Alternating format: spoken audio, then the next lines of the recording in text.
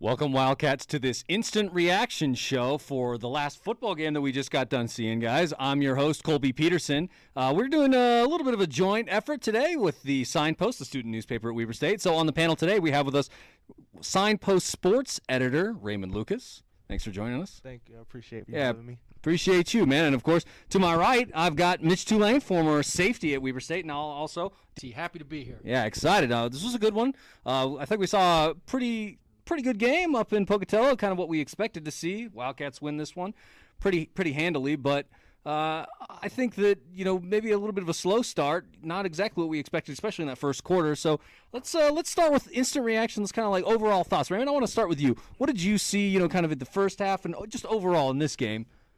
Give me your thoughts. I think despite the rust, that was a little alarming. The defense stayed active and engaged and helped Weber State not feel the pressure of having to come back because they didn't allow any points, which allowed the offense to come out and do their thing without a lot of pressure of having to come back. Yeah, definitely, because luckily, there were a few miscues, especially offensively. It was, tough to get going right there in that first quarter. And even, second quarter, they started to get it figured out, put 14 points on the board, which was nice. But a little bit of a slow start, so the defense keeping them in it, keeping the Bengals out of the end zone, and making sure that, when the offense finally did have an opportunity, that they were ready to go. Mitch, I want to go to you now. Initial thoughts with this one. What'd you see and what'd you think? Yeah, football's back, right? Hey. And a win's a win. And in college football, winning is precious. Mm-hmm. I was here during the times where we were so close too many times. And seeing us come back after a long layaway, a 42-29 victory, 28, it's pretty good, right? So a win's a win. Winning's precious.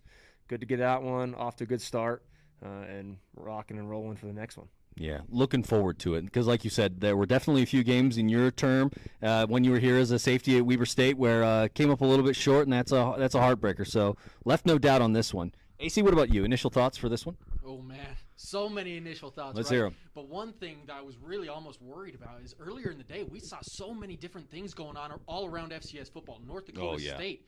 I mean, the seemingly invincible North Dakota State Bison, not the Bison, but the Bison, they ended up losing. South Dakota State ended up losing. And James Madison as well struggled. And I got to thinking, I was like, oh, man, I mean, what if we just go up and lay an egg in Pocatello? Now, that's not going to happen with this team.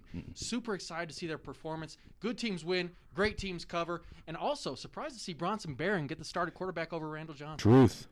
Yeah, because I think, we did ask Coach Matt Hammer on our show this week what was going to happen because we weren't exactly sure who would get the start. There was a story in the Standard Examiner about Brett Hine noting that we weren't exactly sure who would get the start. It was down to two folks. It was either going to be transfer Randall Johnson or freshman Bronson Barron. And to our surprise, Bronson Barron is the starting quarterback today. So, and he was good today, too. He was good. 4 touchdowns. We didn't have live stats, so we don't exactly know how many yards he threw for, but it was a lot.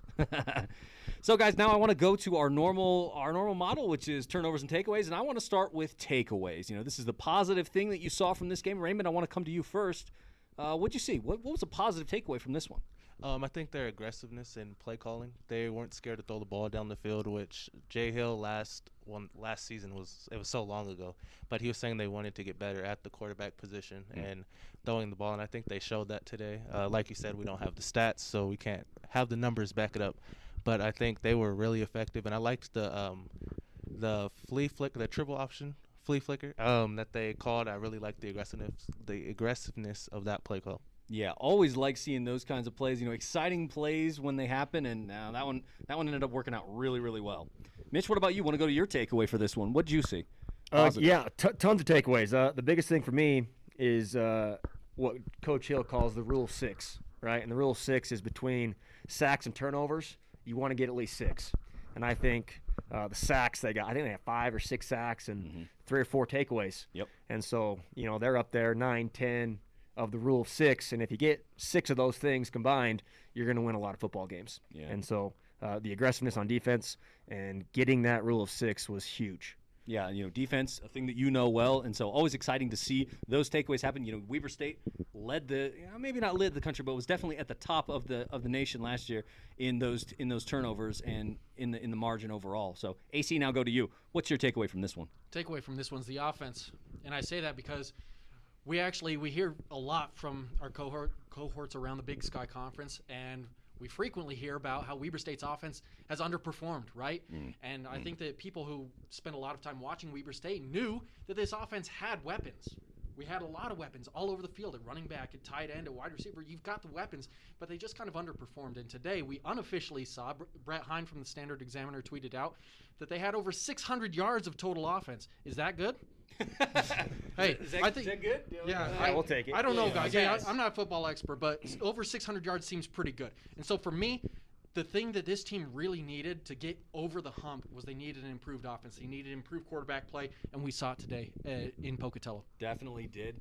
And nice to see, like you said, that such a high level of offense because we have to give a little bit of credit to Idaho State's defense. I think that they played fairly well, especially in the front line. I think that they surprised Weber State's offensive line this year or tonight with the aggressiveness, and made it difficult to run the ball in that first half. They ended up cracking the code in the second half, but they came out with some punch, and credit to those guys for doing it. Yeah, I think it's important to note as well that Weber didn't score in the first quarter, and they scored one touchdown in the fourth quarter. And so a majority of that offense came in 2 quarters, right? So we can put up 42 points quick in a hurry in only just 2 quarters. 42 points in second and third quarter combined. So the explosiveness, I think, is going to be there this year. And now that we got some of those kinks ironed out in the first quarter, it's going to be exciting. Yeah, excited, definitely. So now, guys, I want to go to the negative side. I want to get your turnovers for this. Overall, what were some of the things that you all saw that maybe we could use some improvement? Raymond, what are you thinking? I think although they can rely on rust as an excuse, the slow start is definitely alarming because we've seen it against James Madison in the playoffs, how they started really slow. We've seen it against Montana on the road in the regular season, how they started really slow. And against better teams, that could be problematic. Luckily, Idaho State is a team that they usually have their way with, but moving forward, I like to see them kind of get into it because as the first quarter rolls around, you're kind of like thinking, okay, are they ever going to get into it and are they ever going to find their flow? But eventually they did, so I can't complain too much. Yeah, sort of maybe a little bit more like that game against Northern Iowa in 2019 where they just come out, put up like 28 points in the first quarter, just like boom, boom, boom, boom, boom. And, the game is basically never in doubt after that. Mitch, what about you? What's your turnover for this one?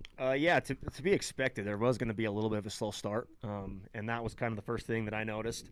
And it's a good thing, right? If we're so good that we're worried about the first quarter and us not getting out to a hot start or whatever. But I'm going to go with the fourth quarter. Coach Hill wants to win the fourth quarter.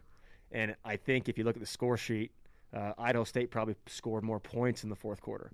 And so I think just finishing, when you have a team down, bury them. This game could have been 49-7.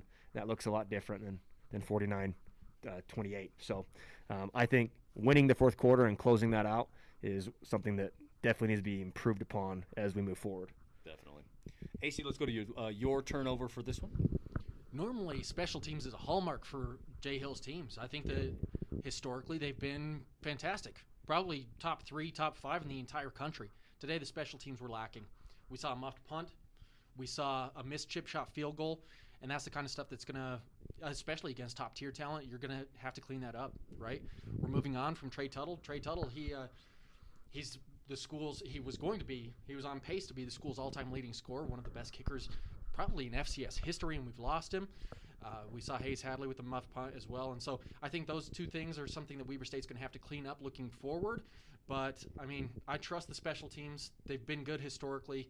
Rough game. Everybody has them. So I think that they'll be able to turn around and get things fixed up in a couple weeks against Davis. Yeah, definitely, because like you said, normally special teams a hallmark of a Jay Hill squad, and so no doubt that the coaching staff up on campus will be able to clean up some of that and be ready for Davis in a couple of weeks. Now we're going to move to MVPs. MVP, where we talk about who we thought was the best player of the game, and so Raymond, I want to go to you first. Who's your MVP? I think it's easy to go with the quarterback play. I think Barron Bronson, or did I say his name backwards? Bronson Barron. Yeah, I keep flipping it around. Barron, Bronson. Yeah, it works. It works. Either one. Yeah. I think just watching him throw the ball, it's his first game out there, and it's easy to be rattled, and I think we've seen that a little bit. Some of his throws weren't in the best spot, and they were not terrible because he wasn't turning the ball over, but they could have been better. And throughout the game, you could just see him get more comfortable. And I think that's really important because it shows that even though he's a freshman, he's not going to get flustered when that time comes. Yeah, definitely, because we want to make sure that, good quarterback play will be the key to getting this squad to Frisco. And so, Mitch, I want to go to you now. Who's your MVP for this one? Yeah, Bronson can spin the football. Sure. And once he got going, 4 touchdowns. It's been a little bit since we've seen a quarterback throw for 4 touchdowns in a game here. And so him doing it in his first game in his career, that's exciting moving forward. But I'm going to go with the Goon Squad. I'm going to go with the big nasties up front defensively. They got pressure on the quarterback. Again, 5-6 sacks, multiple deflections, stifled the run game. And so big shout out to the Goon Squad up front, my MVP. Yeah, definitely a big impact. We expected that with this veteran defense. We knew that they would be effective, and I think we saw it today. We had a few turnovers, some picks, but of course, like you said, stifling that run game, making sure and getting a lot of sacks on. All starts with the pressure. Yeah, and that pressure really, I think, made the difference as the game wore on, because I think everybody kind of had understood that Vanderwall was going to be a pretty good quarterback coming down from the FBS level to Idaho State. So we knew that this man can throw the ball because he had competed at a higher level. But Goon Squad gets it done. That's right. AC, what about you? Who's your MVP for this one? So I'm going to echo Mitch's sentiments just a little bit. I think that there are a few position groups that can win a ball game, and I think the defensive front is one of them. Specifically, so I'm not going to go with the Goon Squad as a whole, but I am going to go with Sherwin Lavaca. It seemed like every single time I looked up, he's coming off the edge, providing pressure. Unofficially, again, I think I remember 2 sacks. I remember multiple hurries from him. I thought he had a phenomenal game. When you have a dominant edge rusher, that can be a game changer. And today, Sherwin Lavaca was dominant. Yes, he was. Definitely got to Vanderwall a number of times, and just like you said, Mitch, just getting that pressure on, making him feel it, and that causes mistakes. That gives your secondary the opportunity to really capitalize on that pressure. And so overall, Lavaca was getting it done. Well, fellas, with that, we'll wrap this one up. Like you noted, AC, we won't be seeing the Wildcats play next week against Cal Poly. That game, unfortunately, has been moved to the bye week, which will happen after the game against UC Davis. So that will be the 20th, March 20th. I believe so. I can't remember. Yeah, because I think that game is, the game. The first home game is going to be against Davis on the 13th, and then we'll see. Hopefully, that game against Cal Poly down in San Luis Obispo happen. Hopefully, the following week. So, with that, we're going to wrap this one up like we usually do. Want to thank you folks for tuning into this instant reaction show from Weber State Weekly. And, of course, want to thank the folks here at the Signpost for hosting us here, collaboration, and we hope to do more of these in the future. So, with that, we'll wrap it up like we usually do and say Weber State, Weber State. Great, great, great. Great, great, great. Great, great, great. Go Wildcats.